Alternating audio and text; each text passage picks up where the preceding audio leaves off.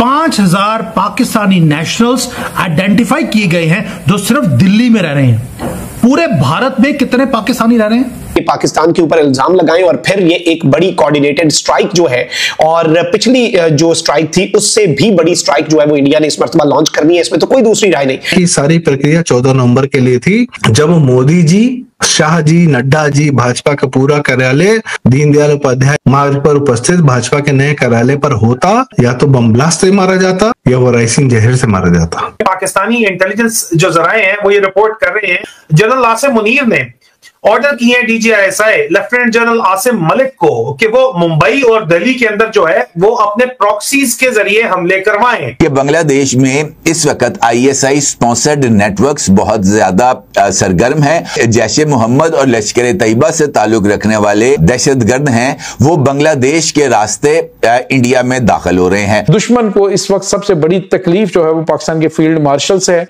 अब ये भारत आपको पाकिस्तानी सरहद के करीब डिप्लॉयमेंट करता हुआ दिखाई देगा, जहाज उड़ाता हुआ दिखाई देगा। भारत ने इस मर्तबा चूंकि जंग डीप सी में लड़नी है और भारत की नजर इस मर्तबा पाकिस्तान के सर क्रीक के एरिया पर है। पाकिस्तान में तेल का जखीरा बहुत बड़ा है, लेकिन ये कराची के साहिल के आगे है और वो एरिया है जिसके ऊपर इंडिया आप देखें सर क्रीक की बातें करता है, हमला करने की बातें करता है। इंडियन नेवी के एयरक्राफ्ट कैरियर विक्रांत जो कि बहीरा अरब में भारतीय समुद्री हदूद के लिए रवाना कर दिया। आजाद कश्मीर पर हमले के लिए बड़ी तादाद में जंगी जहाज बेंगलुरु एयरपोर्ट पर पार्क कर दिए गए हैं।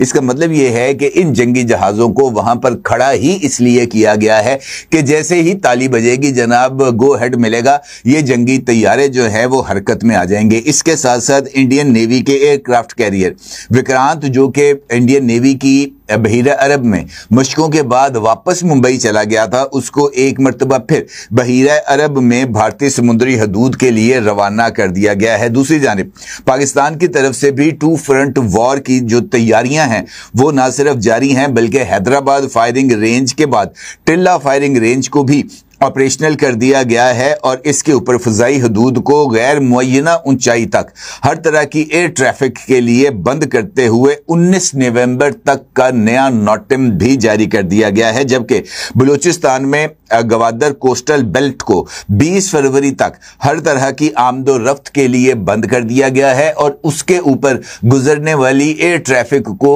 ये वाज़े तौर पर अहकामात जारी कर दिए गए हैं कि किसी भी तरह की कमर्शियल फ्लाइट्स के लिए कम अज कम 48 घंटे कबल सिविल एविएशन अथॉरिटी जो है वो वजारत दिफा से इजाजत तलब करेगी और इजाजत तलब मिलने के बाद ही जनाब यहां से कोई कमर्शियल फ्लाइट गुजर सकेगी। ये इकदामात किस तरह के सिग्नल दे रहे हैं और 2 फ्रंट वॉर किस तरह इनएविटेबल नजर आ रही है। तो दोस्तों आज हम बात करने वाले हैं एक ऐसे रिएक्शन की जो सोशल मीडिया पर काफी वायरल हो रहा है। चलिए देखते हैं पाकिस्तान मीडिया का क्या कहना है इस पर, और देखने के बाद आप कमेंट करके बताएं हमें आपको कौन सा पार्ट पसंद आया और क्यों।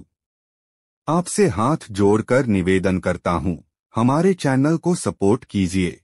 अफगान तालिबान जो है इनमें नजर आ रहा है कि ये खवारिज हैं, ये दहशतगर्दी कर रहे हैं, तो इनकी अपनी दाढ़ी में तिनके हैं कि ये शरीयत के नाम पे कहते हैं कि हम आए हैं और ये अल्लाह और अल्लाह के रसूल सल्लल्लाहु अलैहि वसल्लम के दुश्मनों की पुष्टपनाही कर रहे हैं। अल्लाह के नबी सल्लल्लाहु अलैहि वसल्लम ने फरमाया ये खवारिज कल्लाबुन नार, जहन्नुम के कुत्ते हैं। ये अल्लाह के नबी सल्लल्लाहु अलैहि वसल्लम के मुबारक अल्फाज है। सो ये उनको सपोर्ट कर रहे हैं, तो इनका ना शरीयत के साथ कुछ लेना देना है, ना इनका मुस्लिम ब्रदरहुड के साथ कोई लेना देना है, ना इनका लॉजिक के साथ लेना देना है। सिर्फ अपने ये जो 10 से 12 लोग काबुल पे इस वक्त हुकूमत कर रहे हैं, अपने इक्तदार में रहने के लिए ये दहशतगर्दी का सहारा ले रहे हैं। इनको फर्क नहीं पड़ता कि इसराइल से मदद ले या इंडिया से मदद ले, ये सिर्फ इक्तदार में रहना चाहते हैं। और इनकी टोटल तादाद 10-12 नहीं तो 20 लोग हैं। ये अफगानिस्तान के लोगों की नुमाइंदगी भी नहीं कर रहे, और अगर ये ट्रांजिट ट्रेड खत्म करेंगे तो सफर अफगानिस्तान के लोग करेंगे, और वो इस हक में अफगान पब्लिक नहीं है।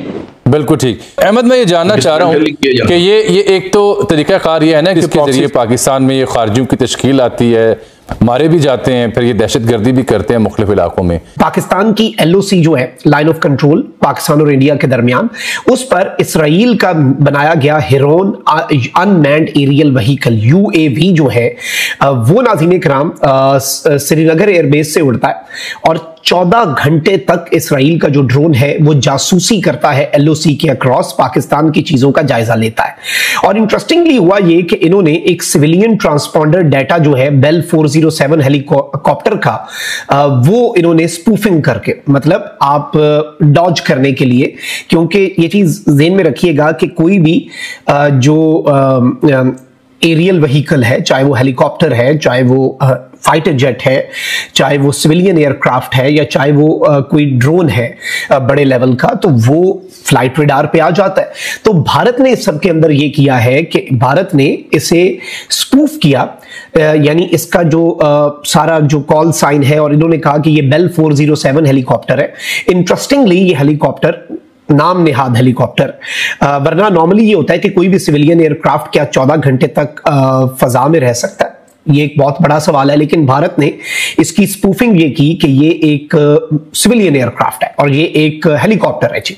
और इसमें इंटरेस्टिंगली ना सिर्फ ये 14 घंटे फजा में रहा, जो कि प्रैक्टिकली इम्पॉसिबल है, बट इंटरेस्टिंगली ये भारत का जो नोटम रिस्ट्रिक्टेड जोन है, सबसे अहम तरीन चीज यह है कि जो नोटम रिस्ट्रिक्टेड जोन है उसके अंदर ये फ्लाई करता रहा।